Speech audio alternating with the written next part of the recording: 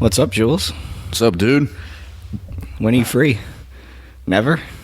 Yeah, I'm in it for life. For life. Yeah, I feel that. end of this month. You got like what, one or two rounds left in you?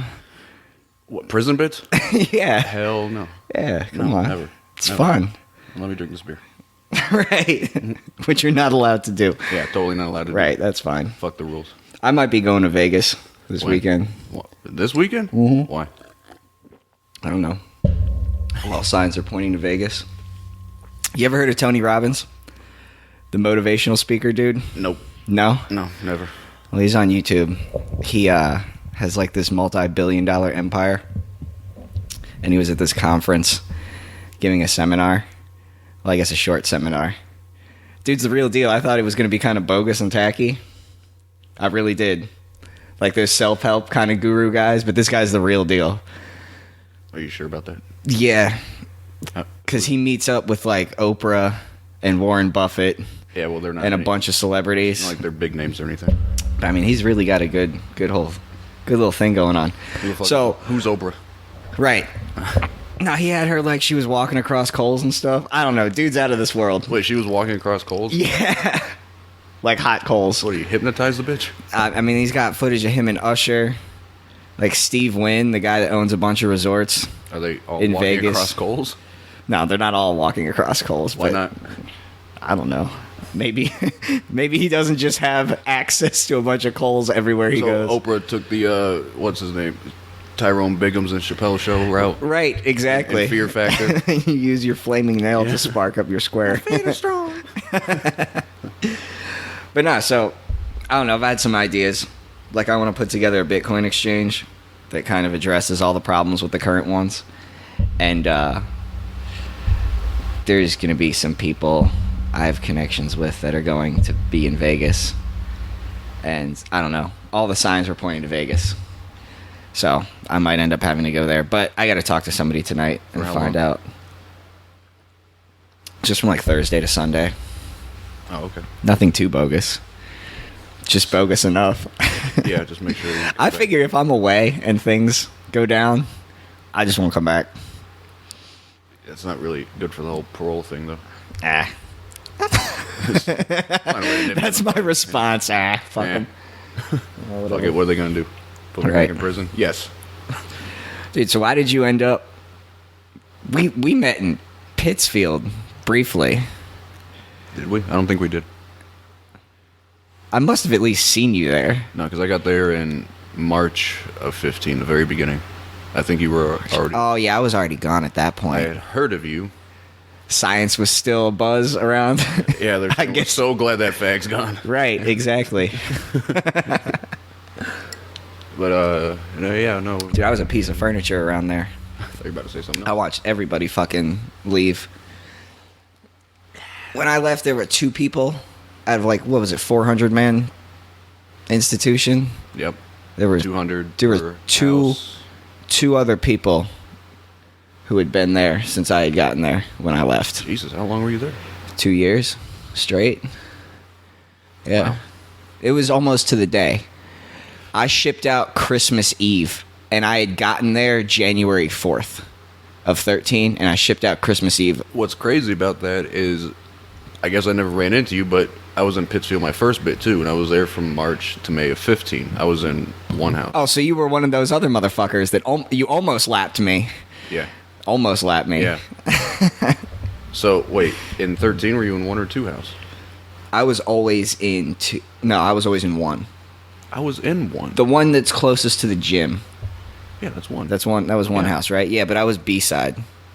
I was B-side both times. I was in room 7 the first time. I must have fucking seen you. We There's, must have, yeah. we must. There's no way.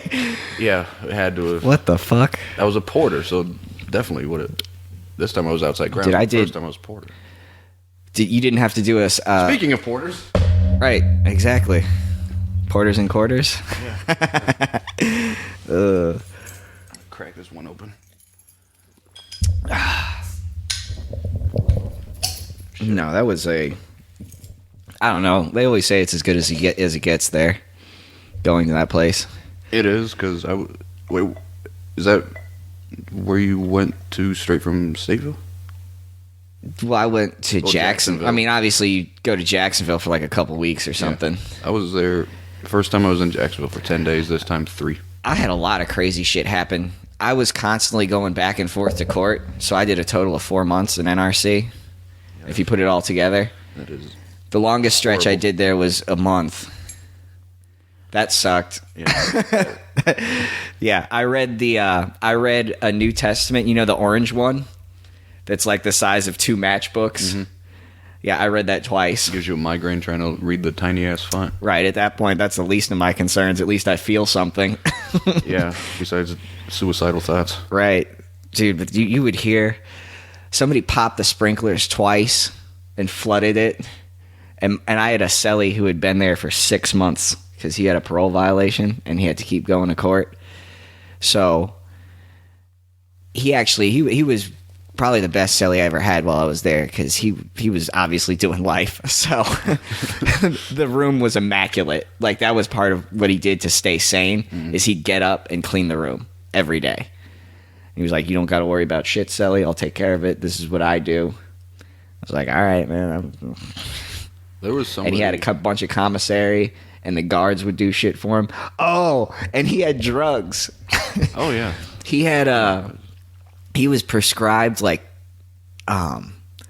Thorazine and some other brain stuff. Yep. Yeah, we definitely had a little bit of fun.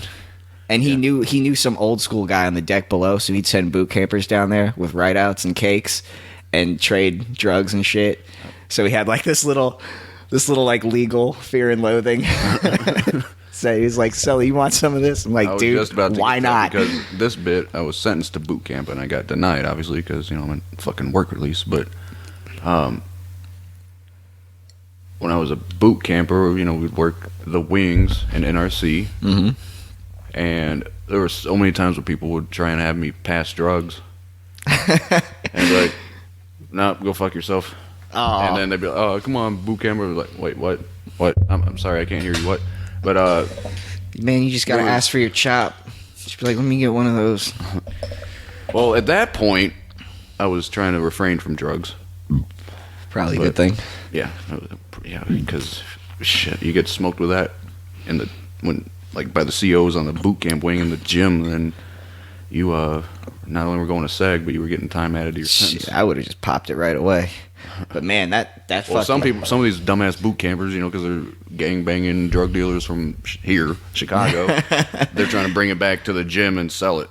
Of course they are. Fucking noodles. Right. They're trying to get more time. The one time, there was A and B wing were SEG when I was there. Okay. And for also like child molesters and gays. Fantastic. So when weren't you there? I don't know. They hadn't caught me yet. I mean, what? Oh, speaking of which, have you seen...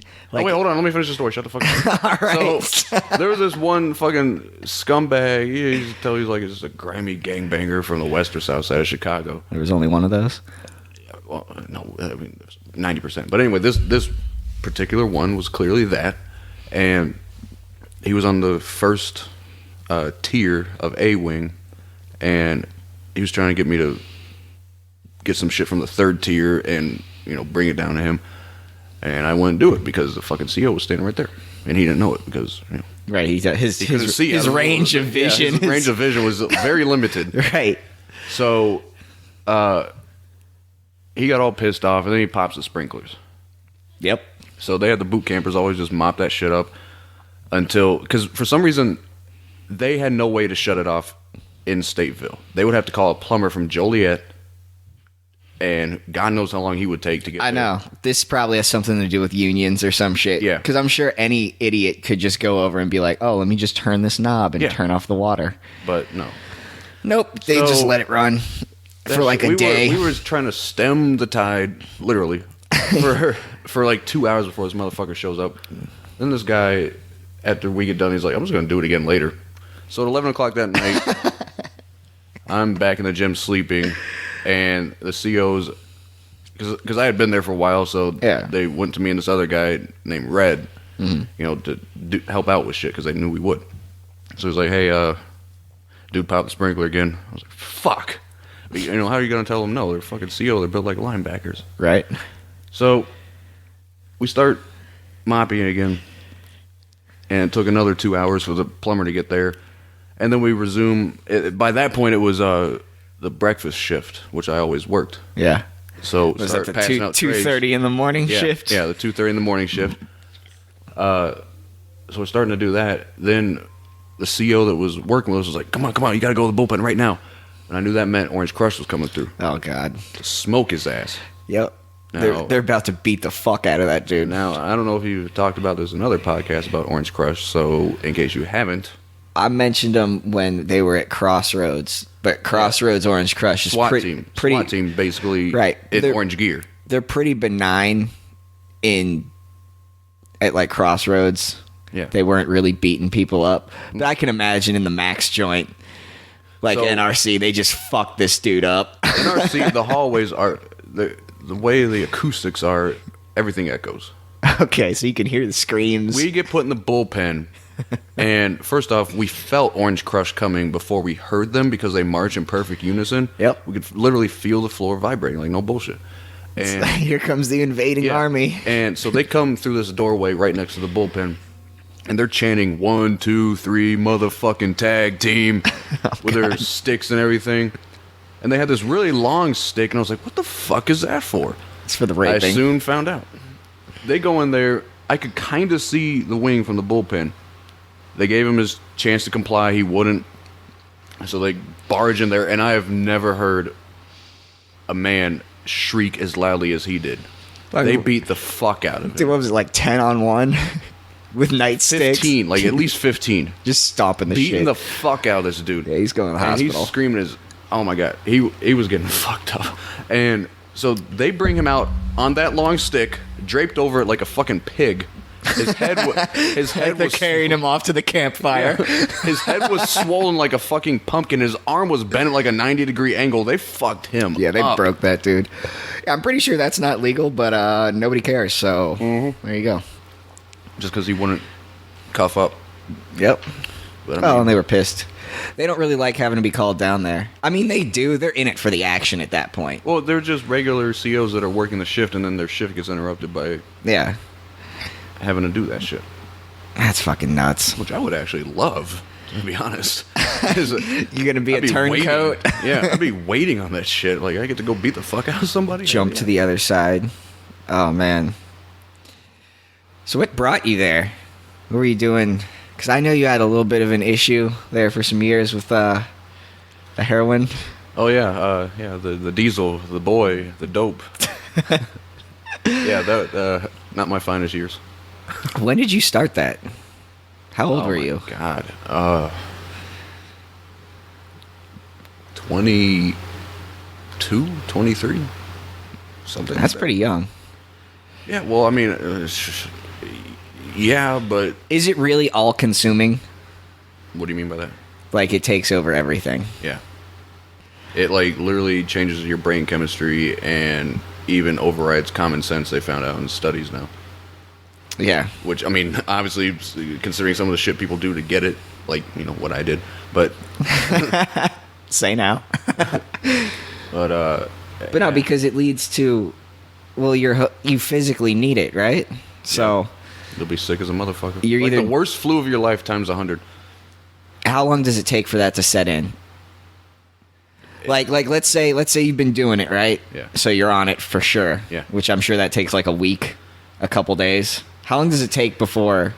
Well,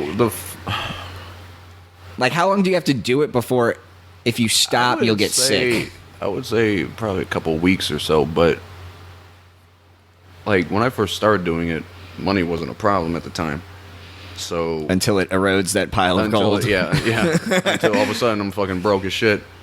And it had been, I don't know, several months or something before that happened, but I was under the false assumption that I had the shit under control. I wasn't going to go through withdrawals, and then one day I woke up feeling like I had a touch of the flu. Told my girlfriend at the time, I was like, yeah, I feel like I got the flu. And she was like, well, when was the last time you used? I was like, last night. She's like, oh, you're dope sick. I was like, oh, shit. How many hours? How many what? How many hours do you think that had been? Since I had last used? Yeah. 7 or 8. Oh my God, that quick? Well, I was sleeping. It probably started while I was sleeping, but I woke up, started feeling. But yeah, like when I was really bad into it, I couldn't go 4 or 5 hours without having to. So every 4 or 5 hours, you need another. Yeah. Or else you're gonna be like flu sick for a week or It doesn't two. it doesn't like hit you all at once, and you're like extremely sick. It just slowly builds. Like the first day is not usually like horrible. Mm-hmm. Once you get to the second or third day, that's when it just gets really bad. Like the first day you feel shitty, but the second and third day it usually takes about a week to 10 days for the physical shit to go away. But then you like when I got locked up this time, I was in county and I couldn't sleep a wink for 3.5 weeks. Oh my God. Yeah. Like I would be exhausted, but my mind just Keep going. yeah. In that cell, like in Champaign County, they would have us in the cell from I think like what was it, 10:30 at night to 8 o'clock in the morning. So for that, what's that? 9.5 hours. Yeah. Just sitting in the bed, tossing and turning, knowing you're not going to be able to fall asleep. Yeah. There's nothing to do. Here's what my celly Red told me, because he was doing heroin, and I watched him quit twice and then immediately go back to it. He was like, yeah, because it's cut with dorms or sleeping pills, that you end up not only being addicted to heroin, but now you're addicted to sleeping pills. So I want to know about all that because the shit I was getting down, because heroin in smaller cities is not like it is in Chicago. Chicago, it's cut with a lot of bullshit. Now, in Champaign, there is cut shit, but I was getting raw dope. It was just a fucking rock. Yeah. They'd just crush up with a plunger from the syringe, add water to it, boom. I didn't even have to cook it. Wow. I never cook my dope. Well, unless I got some garbage, but... Right. Right. It And was- what is it, like $10 a bag or something? Oh, it's 20. Okay. But I mean, you can get a dime bag in Champaign, but it's small and it's not gonna really do shit if you're Right. fiending. But for the price, you're getting way stronger dope than you would for $10 up here, Interesting. and it's not gonna be stepped on 85 times before you get it. Right.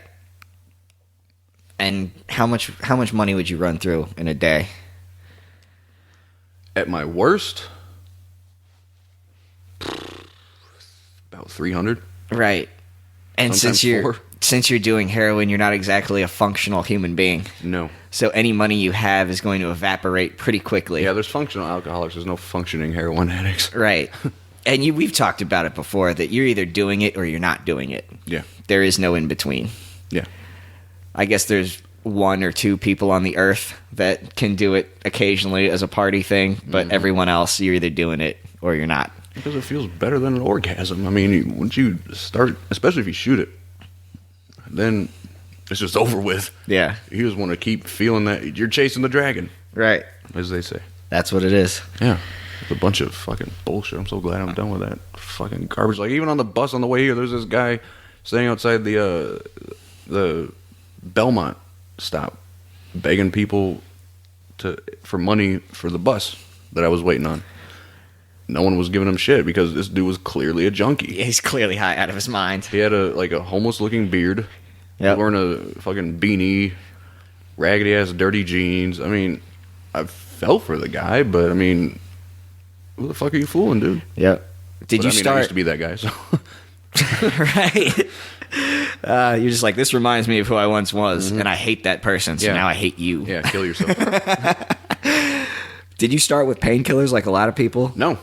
You just went straight to it. Yep. That's awesome. Yeah. I started with Coke, and I was like, well, I really loved Coke, but some shit happened. I don't really feel like getting all into it right now, but I went through a really deep depression phase, and this dude who was a mutual friend of my girlfriend at the time, some shit happened. He was like, dude, just try some dope. Like, you won't even think about her, blah, blah, blah. And I was like, hell no, dude. I saw what that shit did to her. I don't want anything to do with that. 10 minutes later. That was a week, but I got like borderline suicidally depressed, and I was like, Oh, man. all right, dude. And I didn't. A lot of people start off snorting it. Nope, just went straight to shooting. And what's ironic, since I work at a Dunkin' Donuts Baskin Robbins, and you used to work with me. Yep. We went into the bathroom of a Dunkin' Donuts Baskin Robbins in Champaign, and he shot me up with a third of a bag, and that was my first experience with heroin. Was at a Dunkin' Donuts. Awesome. Yeah, and I was Fun. so fucking ripped. I felt great, and at the time I had a Camaro, so we go outside afterwards, smoke a cigarette on the hood of my Camaro, and I'm just like nodding off. You know, I'm slouched over on the hood. People are walking by, and I heard someone say, "That dude's a fucking junkie," and I was like, "Nah, it's my first time, I swear." But first time became like a million. So. And then what happens? Why do most people lie about it? Like when they like a normal, honest person, when they're doing it, and somebody's like, "Yo, are you doing that?" They always lie. They always lie. They never say that they're doing heroin. Why is that? One, probably because of embarrassment. I mean, who the fuck wants to say, like, yeah, I'm a fucking junkie. What are you going to do about it? But It's like if somebody came up to me and was like, "How much have you had to drink?" I'll be like, "I don't know, 6, 7, 8 beers." Yeah. You know, I don't care. But, I mean, that's legal, and a lot of people do it. Not that a lot of people don't do heroin. A lot of fucking people do heroin. But it's accepted in society, drinking. Okay. For the most part, anyway. But another reason people try and hide it is, well, at least in my experience, I can't speak for everybody, but depending on who the person asking was, I knew in the back of my mind that I might need to ask them for money at some point. Okay. so if I admit to being on heroin, right, they're not going to give you money, no. Right? So even though it's obvious, you think you look fine. That's rough. But everyone else, I mean, your eyes are glassed over, pinprick, red, and you're like scratching all over. Yeah, and if you're not outright just slumped over, yeah, drooling on yourself, or ODing. I mean, yeah, but I mean it's obvious, and you're unkempt. You just look haggard as shit. Right. It's not. I guess even when you smoke weed for a while, you're like, I'm gonna skip a shower today. But I'm sure on heroin, you're like, man, Dude, fuck everything. I would go. And this is kind of embarrassing to admit, but fuck it. I would go sometimes a month and a half without shower. Oh my god, that's like 1800 style. That is just, yeah. Wretched. Oh, Jesus. Crusty ass socks, underwear. I mean, it was just not a good look. Did you ever end up homeless? Never, not really homeless. Slept on a couple benches a couple times. I was just about to say that. Because I would spend all day trying to get my fix, finally get it, but there's no buses or nothing running back home. And I knew if I, this is what's fucked up about it, my priorities. I knew if I tried walking back home, it was like a 2-hour walk from wherever I was, and that would just kill the high. So like, fuck it, I'm sleeping on the bench. Yep. And you can't take a cab because that's drug money. Well, plus wouldn't have any. Right. Because you just spend it on dope. On the drugs. Yeah. And you can't get a free cab ride. I mean, you can try, but they'll call the police. Right. Oh, man. Well, I'm glad you've come back around. You had a little bit of a relapse there when I first met you at Crossroads, but you got out of that. Yeah. Well, now I can never have my family listen to this podcast because they don't know about it. They don't know about that. No. That's fine. But yeah. But I think you were one of the few people that actually took, what was her name, Miss Knox's class seriously. Mm-hmm. Right? And because that worked. Well, I think we've talked about this before, but I hit rock bottom in the center, even more so than on the streets, because it hit me like, here I am, technically still in prison, but I have a chance to go out, work, take passes around the city, go home to Champaign, and I just fucked that up for a few months. I'm just stuck in a building with a bunch of grimy-ass motherfuckers, and it's because I decided to do another bag. But yeah, so you don't really know you're hitting rock bottom until you're crawling out of it, really. I gotcha. But Miss Knox helped me a lot. She's very unorthodox. She'll treat the shit out of you, but with day love. Day one, she just tough love just runs you into the ground. She will. You have the spotlight on you in front of the rest of the class, and when the point I was in the class was when it was heroin and K2, and there's like 30 people in the class. Oh, so you got a whole audience there. Yeah, and she just called me out on the bullshit. She just roasts you in front of everybody. Yeah, it was like, this is some unconventional rehab. Yeah. It was. You're a piece of shit in front of 30 people. Yeah. She ripped me a new fucking asshole. Ah, well. But after a few days, I started realizing, I mean, she's speaking the truth. I can't deny what she's saying. Well, shit, I'm glad it worked for you, man. Yeah.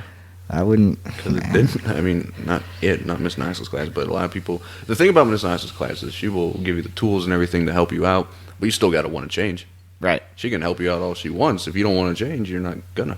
Right. That's why rehab doesn't work unless people go there. Like they want it to work. Speaking of rehab, how about another porter? Right. There we go. I take it you like those over the Magic Hats? I guess. I don't know. I think it was just closer to you. Yeah, it was had to exert less effort. That's awesome. To get it.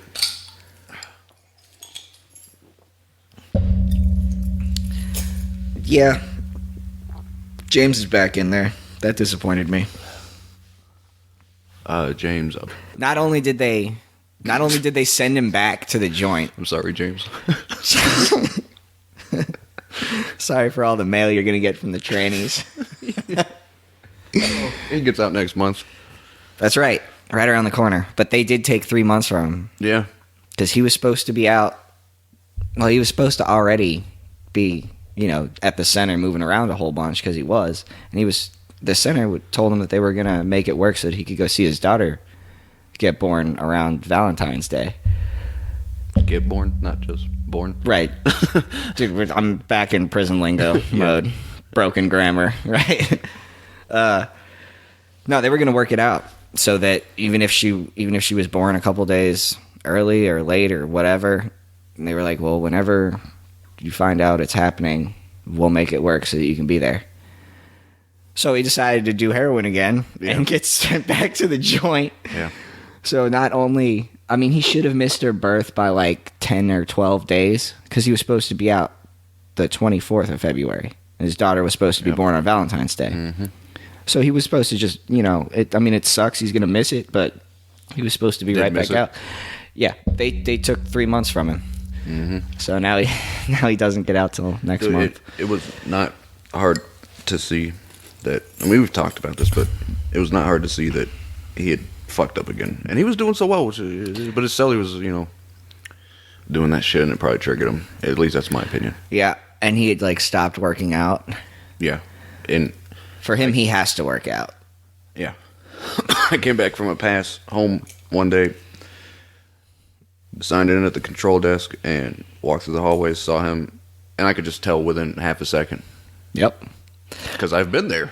And I knew the look. It was kind of good. It was a weird situation we had going on because I had paroled out, and I needed a place to stay.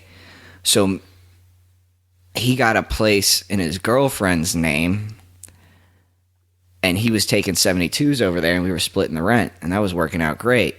And then, Rachel got pregnant, so,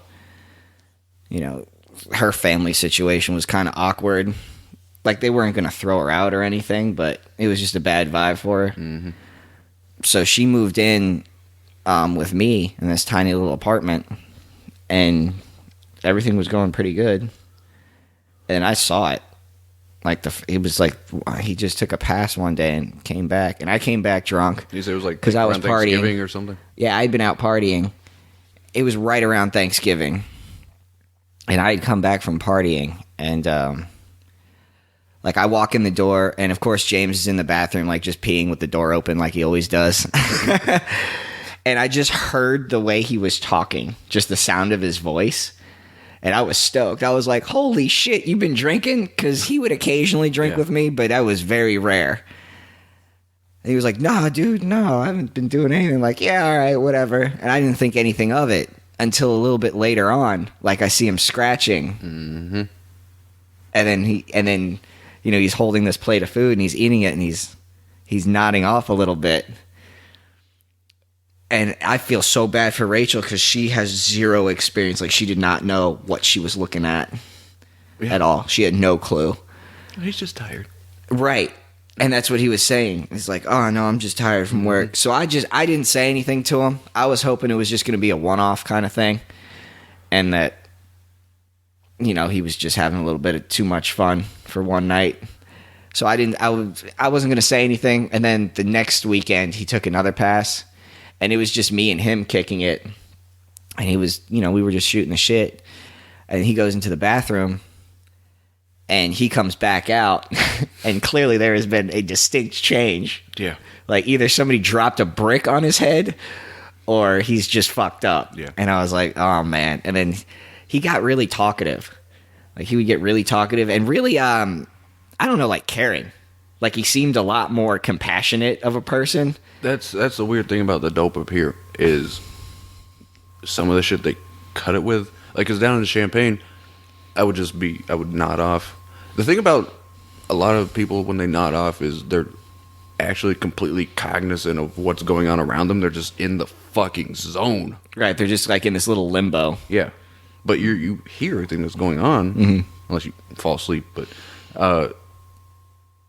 so I'd never experienced the kind of upper effect of it until I did some shit from up here. I guess the cutting agents are a little different. Yeah, so whatever the fuck they were putting in it, like when I was doing it at the center, I would be walking through the halls, going to people's rooms, and like, what's up, man? And have like 20-minute conversations in each room, and like getting emotional about the most minuscule bullshit. We had a little nickname for you at the center. I've heard this. What was it? Boner? Yep. Yeah. Because I was wearing sweat shorts or something, and who's that Jack dude? Revels. No, Craig also. I never noticed it. Craig was like, "Oh no, not the boner." I mean, loud as fuck in the middle of the hallway. To me? No, you had already gotten popped, and you had already stopped and stuff. But I don't know. We all talk about each other there. So we were all fucking kicking it in John's room. And, Revels was like, what's up with boner? And Craig's just like, he just gets up and walks out into the hallway, and he's like, oh no, not the boner. Yeah, I didn't hear about that nickname till like a year after I stopped. Yeah. And then, so, I mean, ladies. But Right. Right. Get this man a coat hanger. Yeah. That was fucking hilarious, though. I don't know how it started. Dude's walking around prison just rocked up. I don't know what I do. It's like, God damn it. Who started that shit for me? Dude, you started it yourself, walking around prison with a fucking boner. I never noticed it. I don't know how you I must did. have been really fucked up. Yeah. No, that's that. Yeah, like we all felt bad for you, but we just make fun of everybody regardless. I mean, I do have a massive penis. Right. Okay. But yeah, so nickname. That was just kind of fucking funny how that worked out. But going back to poor little James, the second time, God, I just felt so bad. And then he went back to Crossroads and back to working at the end of that weekend. And it was like Monday morning or something, so he's already left. And, Rachel's getting ready to go to work. I'm getting ready to go to school. And I come out of the bathroom from brushing my teeth, grab my backpack, I'm about to leave. She's like, science? Yes. Who's Janet? Oh, my God. Oh, no. That whole thing. Yeah, I remember that. Right. So she got hit twice. Mm-hmm. She got the whole he's talking to some other girl thing while she's pregnant, about to have his child. And then she also got the, oh, by the way, I'm kind of a low-key junkie. So, Yep. And then I was going to say something the third weekend. Because there was the first weekend, he took a 72 and did it. Didn't say anything. The second one, it happened. And I was like, all right. Next time he comes back the fuck over here, I'm saying something to him. And he never did, because they caught him. The last time I saw him was when they caught him, or like 15 minutes prior, because I was leaving out to go to work. And I left out, I think that day, like 6 o'clock in the morning, or a little bit after, actually. Because fuck it, I wanted to sleep in. But he had left at 6 o'clock in the morning 3 days prior. Okay. So, let's say, I don't remember what day it was, but let's say he left at 6 a.m. Thursday, got back 6 a.m. Sunday. I don't think that was it, but whatever. So this was hypothetical 6 a.m. Sunday. Now I left out at about 6:20, and right when I get to Kedzie in, I think it was Lexington, I see him walking, and he looked a little fucked up, but it was like 6:20, so he's 20 minutes late getting back from his 72. Yep. That I don't know, but that might have been what triggered them dropping him. Well, that and the fact that he just looked fucked up. But Right. It's one thing to show up late, because he'd been there forever and he knew everybody. Yeah. So, and it was second shift in there. right, they probably would, like, if he just showed up 20 minutes late, they probably would have just let that slide. Yeah. Because I showed up late from a pass before, and they were just like, you're 10 minutes late. I'm like, yeah, What are you going to do? I'm sorry. Yeah. I'm like, all right, just they sign me in. Whatever, science, get out of here. But, so they would have let him slide on just that. But yeah, when you show up fucked up and late, not a good sign. No. And then I get back from work that day, and he is out of there. Yep. Was he already gone, or was he still in the cage? He was gone. Gone. Miss Martinez was the one that told me. Yep. Because I came back, she was standing outside the building with permanent party. I mean, there wasn't a chance for him because the heat. It was a bad time.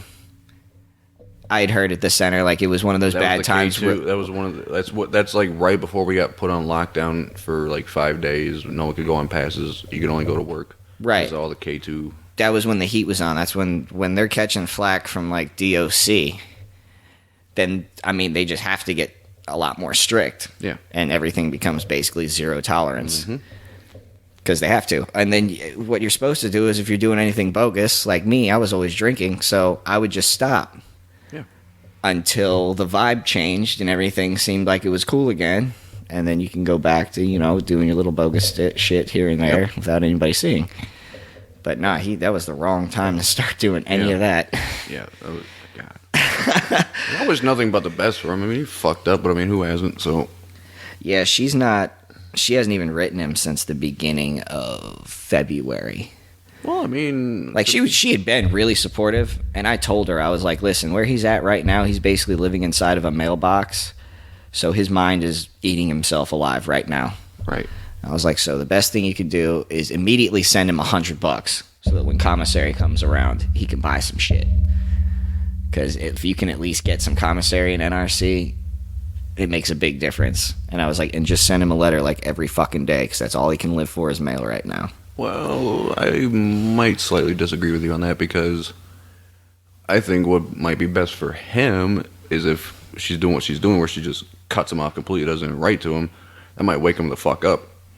Oh, he's definitely gotten it now. I'm sure. Not hearing Besides from her. the whole missing his child's Right. birth. Right. But I mean, the fact that, she's not talking to him and everything, that might, he might need that pain. I mean, I'm not saying I don't empathize with what he's going through, but because I do. Yeah. But I need fuck that him. pain. Yeah. Oh yeah, fuck him. Oh well. No, I talked to her. I was like, so you guys gonna, like, do you still plan on being together when he gets out, or are you just gonna cross that bridge when we get there? And she was like, yeah, we're just gonna cross that bridge. I'm like, all right. So, Well, they're forever tied together regardless because of, yeah, because of the little kid. Yeah. And James Jr. right, everything's kid's healthy. Well, at least he gets 10 next month. fingers, 10 toes. Hopefully he doesn't have James's mental illness. Well, some people say the addiction gene is hereditary, so shit. I think there's some credit to that. I think especially when it comes to, like, alcohol, there's definitely genetic differences between, like, let's say the Irish and, like, indigenous Native American tribes. What are you trying to say about the Irishman? What? I'm a quarter Irish. That's why I drink. That's why we're drinking now. Oh yeah, we're both Irish. That's right. We have beers in our hand. Oh yeah, look at that. Surprise. But yeah, he'll be out soon. I'm gonna find out what the hell was going on with him. I'll get him on here. Because he's actually a cool So we can dude. have his rebuttal. Right. So, he can actually, we can hear it from the horse's mouth. You just don't want it to be one-sided, trashing somebody. Like, got to give them some time to defend themselves. No, you don't. But I'm sure he's gonna just be like, yeah, I'm a fucking idiot. Shouldn't have done it. Definitely did it. Now I got to put everything back together again. Yeah, I mean, if what happened to him, you know, getting sent back to prison, missing your child's birth, getting 3 months added to your sentence, your girl not talking to you, if that shit doesn't wake him up, Oh God, when you stack it all up like that, if that doesn't wake him up, he's fucked. Right? So hopefully it does. Because he's a cool dude. Yeah. And he even knows. He's even told me, because we were spending a lot of time kicking it, and he told me, he was like, dude, I have to work out. If I don't work out, I'm just gonna go straight back to fucking using. It's like, damn. That might partially be the problem, because if you're just looking at things to distract yourself from your issue instead of addressing it head on. I see. Might be something bigger. Yeah, it is something bigger. Yeah. So what do you think he should do? What do I think he should do? Go get actual counseling?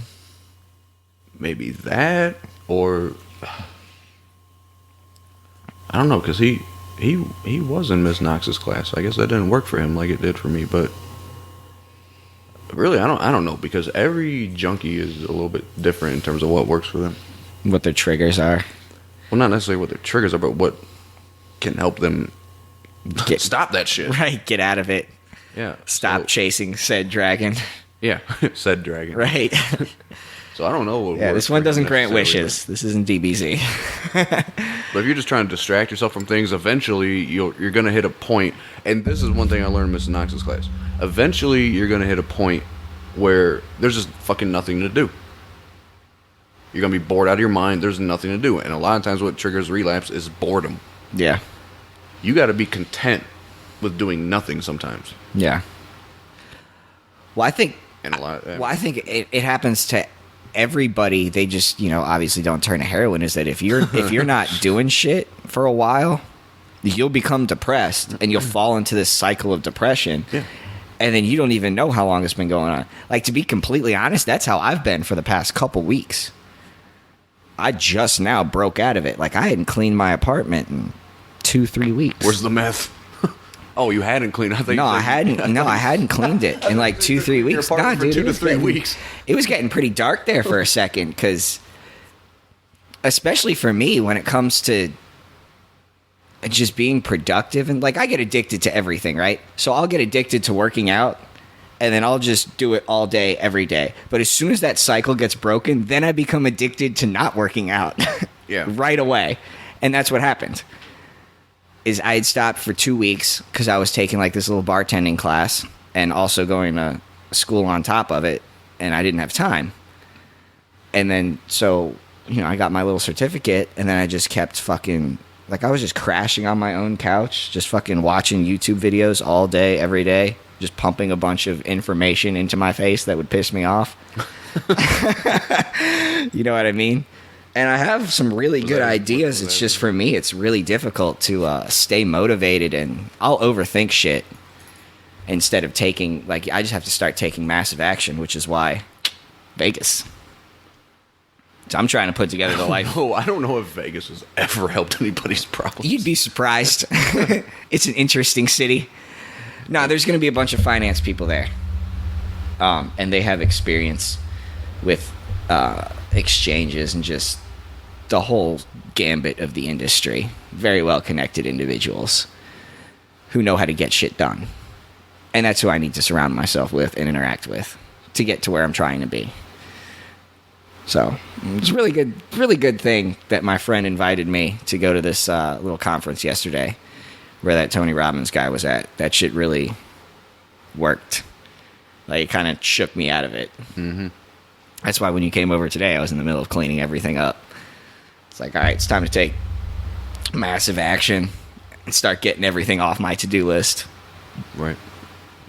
And it's weird. Sometimes you don't know what to do, but if you just ask yourself the question, how would I accomplish this? A lot of times you already know the answer. You're just like, oh, well, I have to do this, this, and this. All right, so get started. You gotta make the effort, yeah. Right. You just got to start. Like about the whole thing with being content with doing nothing sometimes. before I had heard that, because that was such a strange concept to me. But anyway, like before, when I would get depressed, if I was bored, I would start thinking about shit in the past, and it would just get me depressed, and that would trigger a relapse. But since hearing that, it's not that I still want to get slightly sad thinking about it, but I would be like, okay, like for instance, that girl I was with for a while, when I was really depressed that was over, when I could finally kind of, I don't know if I can really say take an objective look at it, because it's not, but it's as objective as I can. I'd go take with a that. look at it, like what You went just wrong kinda, here. You break step it back. down. You step back from yourself. Yeah, exactly. And That's what I'm look trying at to it say. in almost like a third person perspective. Yeah, and like what went wrong, what could have been done differently, why didn't it work out, shit like that. Really, it was obvious. It was the dope. You're bad at everything and nobody likes you. Well, I mean, I wasn't gonna get into all that. But go on. Sorry. Fuck it. Where's the needle? Oh shit! I bet we could walk outside. And No, find but someone what got you out of it?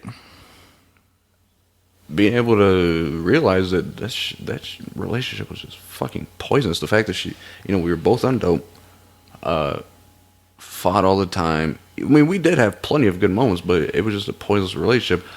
And the fact that I was a little clingy, and so was she to other guys' dicks. But That doesn't really help things. no, I mean, she was a whore, both on drugs, fighting all the time. I don't know where it went wrong. Where did it go right? Fuck. Right. Well, yeah, I remember seeing you were a little bit sad at work, but I don't know. I thought you got over it pretty quickly, relatively Well, I'd quickly. been dealing with it for a while at that point when I got there. Yeah. I didn't really fully get over it until about a year ago. Yeah, that's interesting. Yeah. I don't know. I'm just glad to have fucking finally shaken myself out of that last little... Because it was getting dark, dude. Yeah. I was sliding backwards. All the bad habits were starting to come back. I was smoking weed all day. Mm. Just a few weeks ago, I got here and you were fucking ripped. Yeah. Well, I had partied way too hard. Woken up on my own couch with like no memory of how the fuck anything happened. And then just was forced to smoke weed to cope with the hangover. Yeah, that might be when you so dialing it back a little bit. Right, so, I had stopped smoking, but I still couldn't shake like just this mild, constant depression. But I'm out of it now. Oh, that's good. Yeah. So I'm ready to fucking, carpe diem shit. I'm back down. I'm gonna go work out later today. Get back on that train. I don't know. I find that just overall it's just good. It gets all your brain chemistry going, gets you active, your blood's pumping. Just all the bad feelings and stuff just go away. It's just... Speaking of trains, it's about time for me to get on that Brightline train, to get on that Amtrak train. So. Oh, you got to head over to back home? Yeah. All right. To Shambana. All right, Shampoo Jules. Banana. Good kicking it with you, man. We'll do this again. Yeah, when we we got a will. little bit more time. Yeah. Like in a month. Yep. When I'm on parole. All right. Take it easy, everybody.